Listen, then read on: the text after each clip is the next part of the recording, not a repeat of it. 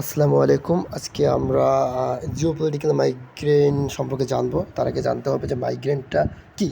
মাইগ্রেনটা হলো আমাদের মাথার ২ সাইড দিয়ে যে একটা ব্যথা ফিল করি, যেটা লং টাইমের ব্যথা কিন্তু শর্ট টাইমে হয়, যেটা কখনোই নির্মূল করা সম্ভব না। এই যে এটা প্রবলেম বা ঘুমের প্রবলেমের জন্য এটা হয় আরকি সাধারণত। তো এই যে এটাকে মাইগ্রেনের সমস্যা বলে। সো মাইগ্রেন ঠিক অনুরূপভাবে আমাদের ভূ রাজনীতিতে কিছু টার্মিনোলজিসের তার মধ্যে একটা হলো জিওপলিটিক্যাল মাইগ্রেন, ঠিক আছে? তো এটা কীরকম যে আমরা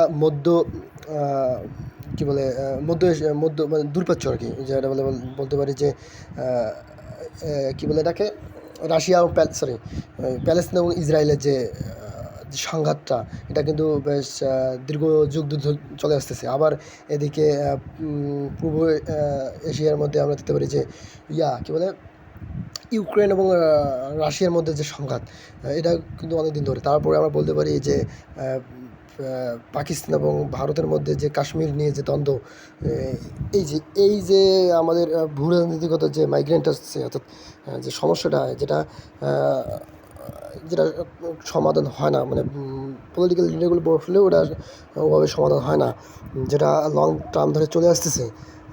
সাময়িক সময়ের জন্য বন্ধ থাকলেও আবার সেটা ব্যাক করতেছে। এই যে প্রবলেমটা, এটাকে বলা হয় জিওপলিটিক্যাল মাইগ্রেন বলে, পলিটিক্যাল ভাষায় আর কি। ওকে, এটাই।